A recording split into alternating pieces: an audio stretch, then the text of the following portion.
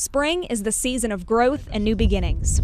One holiday that celebrates this time of year, when the earth comes back to life after a harsh winter, is Arbor Day. Now it has been designated as the last Friday every year of April, last Friday of April.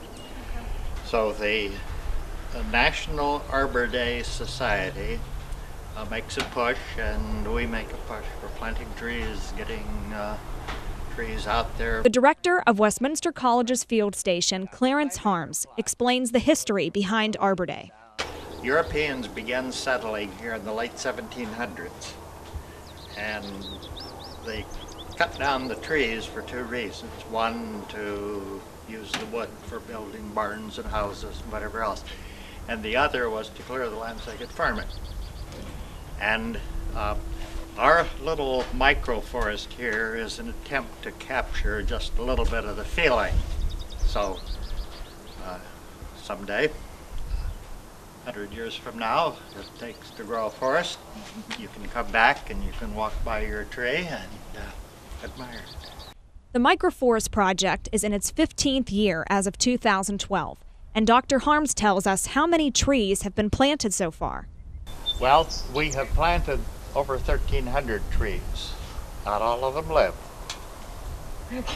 And viable, the little green sheet will tell you about 700 are still living. Anyone can come to the microforest and plant a tree. And every person who plants then puts a number here, name, and then if they want to dedicate a tree, either in memory or in honor of, they put it in. Dr. Harms only plants 5 native tree species in the microforest. Right after the Revolutionary War, the government surveyed all of this land. They didn't have GPS, they didn't have sophisticated aerial photography. So they surveyed and they marked the plots, the boundaries by trees. And the names of those trees are in the record.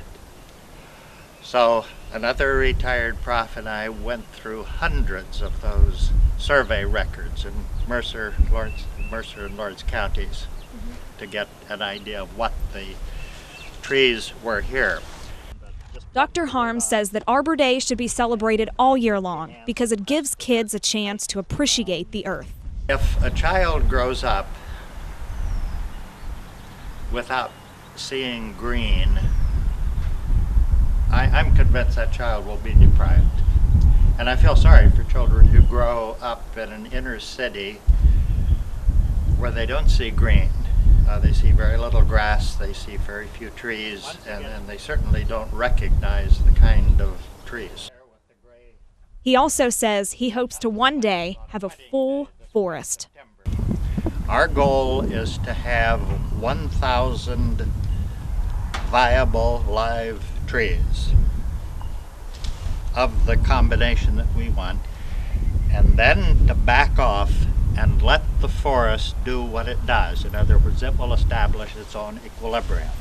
In New Wilmington, Pennsylvania, I'm Brittany Grego for the County Line.